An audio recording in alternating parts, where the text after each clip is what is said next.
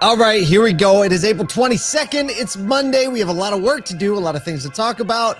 You know, unions, new unions, dealers pushing back, and a 1-minute Cybertruck fix or less. Or maybe less than 1 minute. Did he say dealers pushing back? I did. It just felt like I wanted to hit that one this morning. I'm so proud of that right now. I mean, if you haven't been around, there's a lot of people that don't know that like where that comes from. I know. That was so right before COVID hit, I had the last trip I took.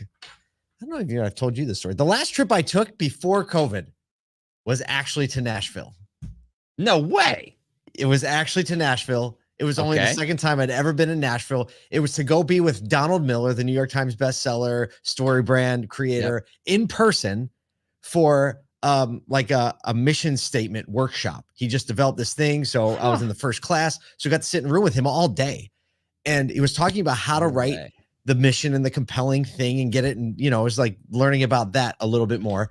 And when ASOTU started, I used that framework to write the initial like meaning behind what ASOTU was. And that's where dealers pushing back came from.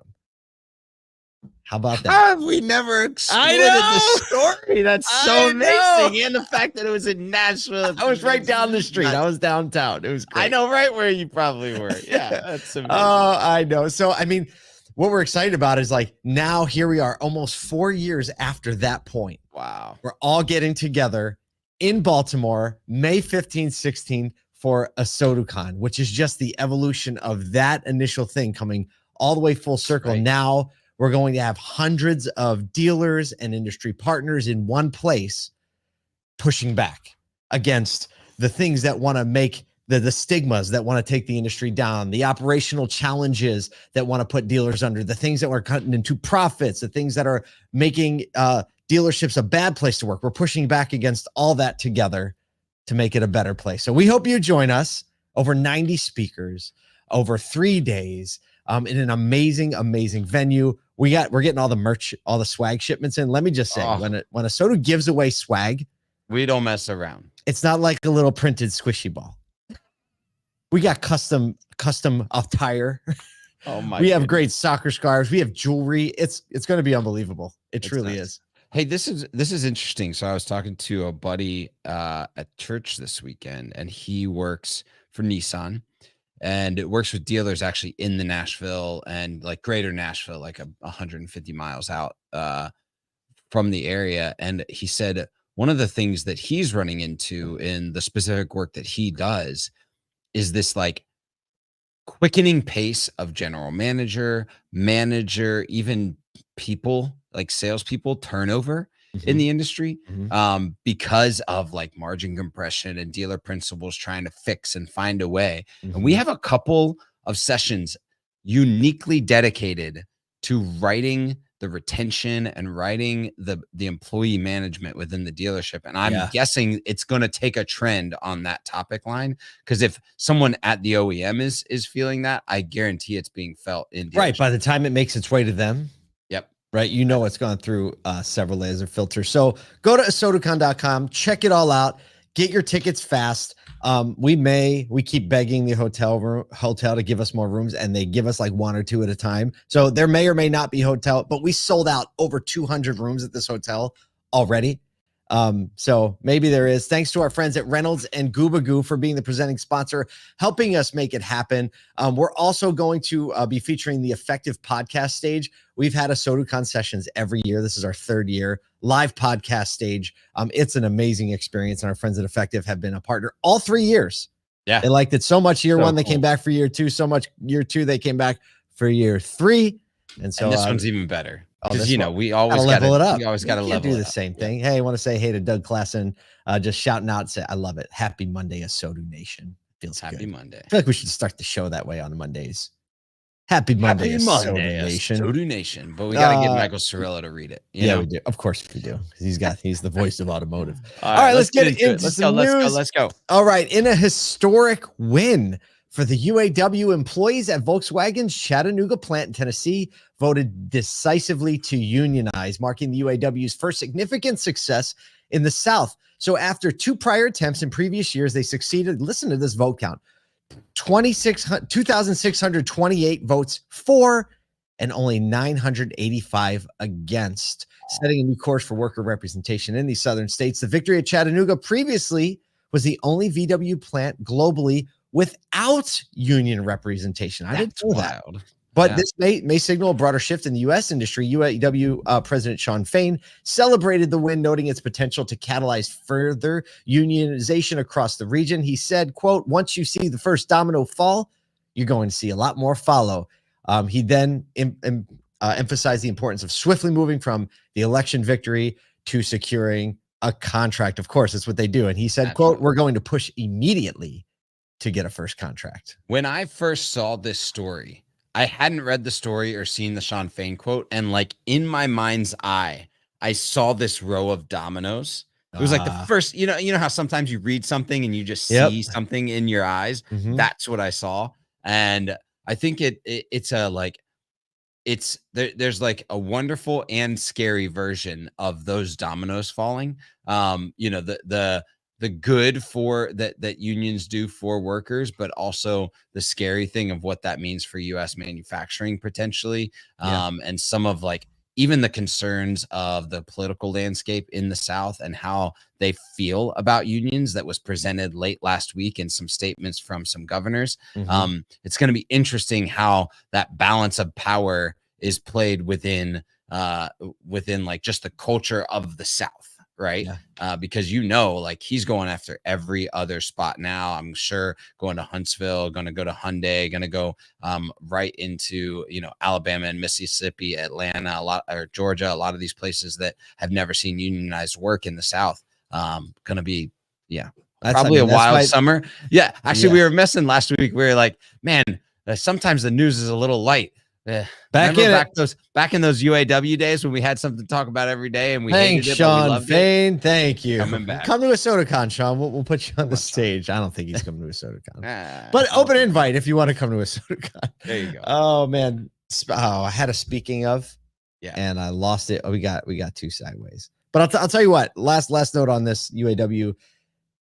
They need to land a good contract in order to convince the other people to unionize. That is true. Right? Like if they land a good contract, it's gonna be so much easier for like, hey, look, they signed on with us. All of a sudden we got them this. So we'll see how that goes. Speaking of seeing how it will go. All right, we just needed a segue. Let's just be honest. Be honest, it's fine. All right. So as automaker Scout and Sony Honda Mobility venture into the U.S. market with plans to potentially bypass traditional dealership networks, dealer associations are gearing up for a possible legal confrontation. So state dealer associations advocating for Scout and Sony Honda Mobility to adhere to traditional franchise dealer model. They're citing legal and regulatory concerns with the direct sales model. So many dealer groups through associations have voiced their readiness to challenge the plans legally, emphasizing the advantages of the franchise model, including this campaign includes taking out a full-page ad in automotive news. Jeffrey Pohanka, you know who he is. He hinted that the absence of a clear commitment by the companies to use dealerships might suggest a move toward direct sales, stating, quote, "Silence speaks." Oof. John Devlin, who, by the way, is going to be at his third ASOTU CON, is the 2024 chairman and CEO of the Pennsylvania Auto Association, expressed strong sentiments about the situation, saying, quote, "After 2 years of asking and getting nothing, frustration is very high." He continued, "We think this is going down the wrong road. I hope that there's good news at the end of this, but we want to proactively get ahead of it." There you go. Dealer associations pushing back. I'm going to tell you the full page ad. And if anybody is listening to this that has an impact on this, the very top of the page says, "Hey Scout." The middle of the page says "Silent speaks." And on the bottom of the page, you put the list of the dealer associations. That's it. It's just a black page with white letters. Then you call your shot. All right. You heard it here first, folks. You heard it here, folks. Well, we're going to have a lot of, this is great because in a couple of weeks, we'll be with a lot of dealer association presidents. They'll be on the stage. And the ones that are probably going to be the most interested in having this conversation, you have John Devlin, you have Don Hall, you have Peter Kitzmiller, all from around the DC area in those states that are most close to the issue, as well as Mike Stanton himself, all on stage at the same time. So I think you're moderating that panel. This sure am. question better come out. It absolutely is going to happen. So yeah, again, real time at ASOTU CON. Did we mention you should be there? All these people are going to be there. There you go. I really want to segue into this one. Yeah, because it's so good. But go ahead, just roll us into it. Yeah, like speaking of people that won't be there or something. I don't know. Stop. We'll just give it a half one. Tesla's probably not doing some Cybertruck demonstrations at ASOTU CON, but they have responded quite swiftly to a significant safety concern brought up last week with Cybertruck's Accelerator pedal by introducing a rivet-based solution to prevent the pedal pad from slipping off. So they temporarily last week stopped Cybertruck deliveries, issued a recall after delivering the pedal pad that could detach and become lodged.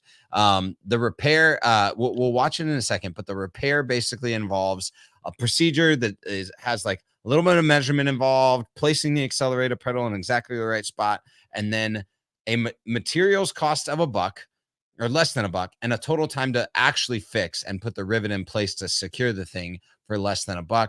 And this is here, you can check it out. They demonstrated this at the Cyber Takeover event in California last week, but you see them like basically they put on this block, drill through the accelerator pedal and the plate behind, and then take a little a riveter, and it's probably like I don't know, like an 1/8 inch hole. Yeah, they use a little jig to drill through it, and just a handheld riveting gun with a little battery pack on it. Dude snaps the rivet in, and it's done. Nothing. It's an EV. It's an EV riveter. You can literally fit everything you need to do that in a purse. Yeah, easily. I mean, Louis Vuitton. And so it's interesting because like just the ability to fix it really quick is pretty incredible, and for them to kind of come with the fix within a week.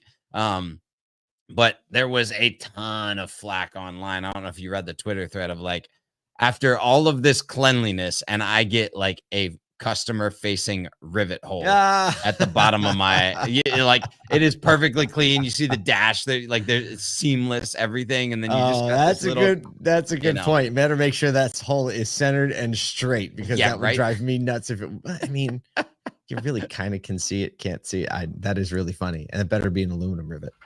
Yeah. Hey, what are you going to do? It's better than glue. And it can be done anywhere the customer is. That's you know what? That is actually the trick. That's what we're like. How are they going to get out to all these? I mean, there's what, 3,000, 3,400 affected. Yep. Is what they say. Exactly. Yeah. So I don't know how, I mean, 1 minute times 3,400. I bet a bunch of them were at Tesla's Cyber Takeover event, just because that's where all the Cybertruck owners. Yeah, they just held the event just so they could do the recalls. Like, check this out, guys. Yeah. I know. Hey, but they got it done. They got it done. I don't know. What else are we talking about? I think that's it. I think everybody's got work to do. Go for it. Because it's Monday. It's the 22nd. You have 9 days left in this month. A lot of days to sell some cars, serve some people. We'll see you here tomorrow. Get your tickets to ASOTU CON.